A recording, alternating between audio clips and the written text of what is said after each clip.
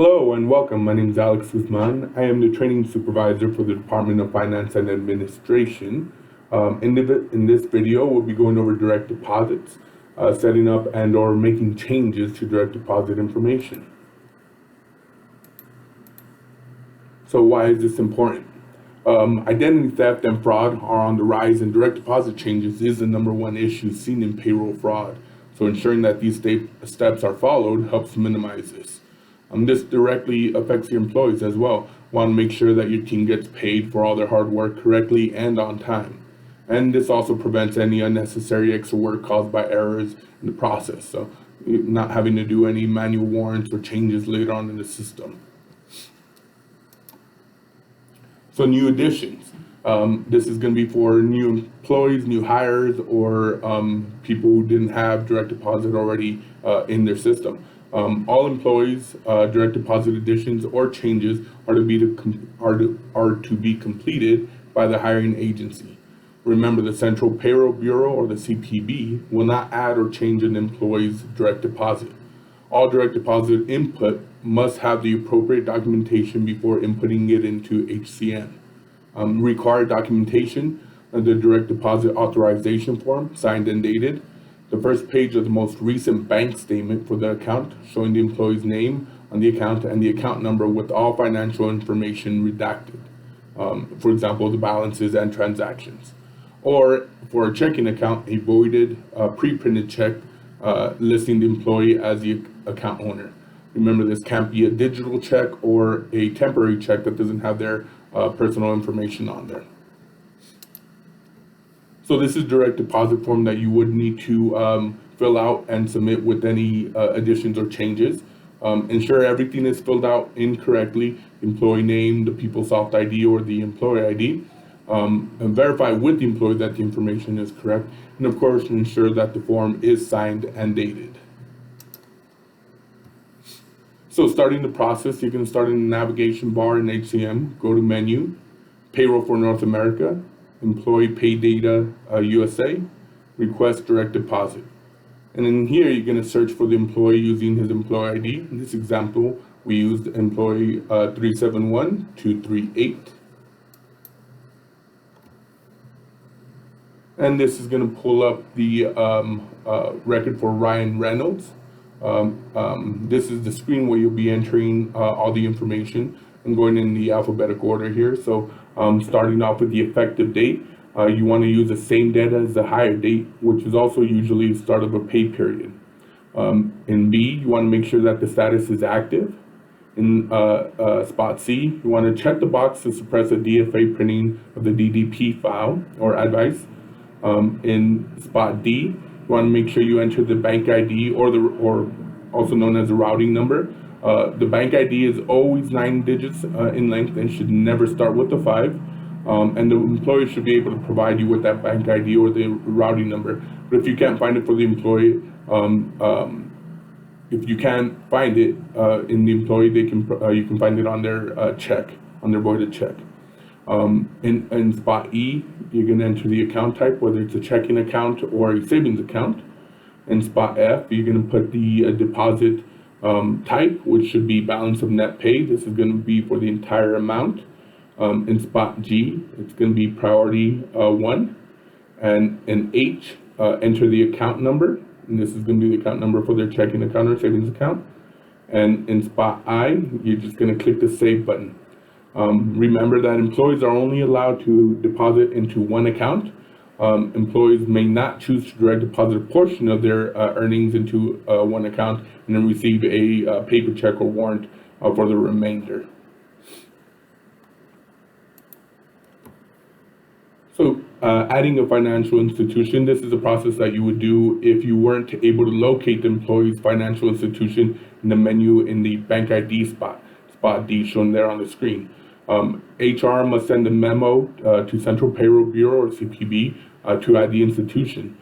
In the memo, you're going to provide the following information: the financial institute name, routing number, the business address, and the business phone number. You don't need any extra information. We don't need any of the employees' information like their account number or direct deposit form. This is strictly just the financial institution information. Managing direct deposit changes. So in case you need to make a change, these are some of the processes and steps that you want to make sure you follow. So changes to direct deposit information must be received from the employee whose account it is to be changed. Employees must provide both the DFA, the direct deposit authorization agreement, and this is necessary anytime a change is made. Proof of account ownership in the form of a bank statement, voided check, or bank issued direct deposit form. The provided document must display the employee's name, routing number, and account number. For changes delivered to the HR department in person, you want to follow these steps. Check the employee's ID to confirm that the name matches the proof of ownership document. Review submitted documents, make sure all required information is included and sections are complete. Verify proof of ownership. Check proof of ownership document and verify that the bank account belongs to the employee. So accounts can be a joint account, but the proof documentation must list the employee's name. Obtain the employee's contact information, their email address, phone number, etc. Make changes and share with the employee present when possible, just to ensure that all the information is correct. If the employee is not present, send a confirming email or phone call to the employee to inform them the information has been updated with the effective date. The DFA prefers that the agencies receive requests for direct deposit in person. However, this is not always possible. The steps to verify changes requested by email are as follows.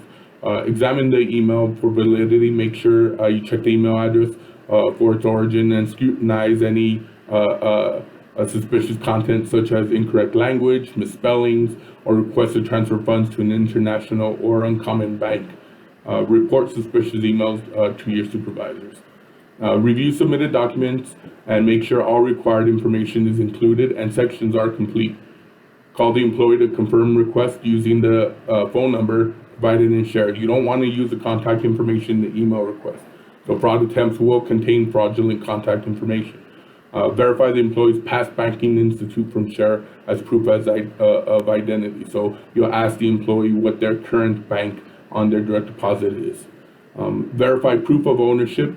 Check proof of ownership document and verify that the bank account belongs to the employee. And again, the accounts can be joint account. And make the share the entry. Notify the employee by phone that the request has been processed with the effective date. All requested direct deposit changes will be reviewed by the HR supervisor as part of the regular post-audit process. HR staff without a supervisor on site should submit all direct deposit changes to central office for review. So deactivating the current direct deposit financial institution, this will be the process that you go through when you are changing banks for a employee. So these steps will take place in the same screen in HCM where you initially created the direct deposit account. So this will be in the request direct deposit. So first you'll have to deactivate their current bank. You'll follow the steps in order. So step 1, add a row, then change the effective date, and then change the status to inactive. And of course you want to save the changes at the bottom left corner of the screen. To add the new institute for direct deposit, you're going to follow almost the same steps. So you're going to add a new row, change the effective date to a pay period start day, change the status to active, change the bank to their current bank, check the edit account number box there on spot 5, and input their new account number. Of course, you want to make sure you do this so that everything's correct and they get paid in their new account. And then last but not least, you're going to save, pressing the save button on the bottom left corner there. So some precautions and reminders. The DFA will limit the number of personnel that have access to set up or change direct deposit in HCM. It is recommended to have the information input verified by a second person. Double check and ensure the person submitting the documents is the employee. Request that the documentation be submitted in person as much as possible. If submitted electronically, verified by the phone number located in the file in HCM. Again, not the one that was on the form that they submitted. And be suspicious of any prepaid accounts such as Green Dot. Most fraud is a result of easy to create accounts which are emptied as soon as funds are transferred. requesting access to input direct deposit information. This is for if you have an employee or someone in payroll that needs access to input direct deposit information for employees. This is the form that you would use. You're going to have your HR manager request access for the employee and submit a direct deposit confidentiality agreement signed by the employee and the HR manager. Central Payroll Bureau will review the request and submit, return for correction, or deny the request due to the number of employees with current access. And that's the end of our training today. Thank you for watching. Appreciate you spending time here. And again, my name is Alex Guzman. I'm your training supervisor for the Department of Finance and Administration. Have a great day.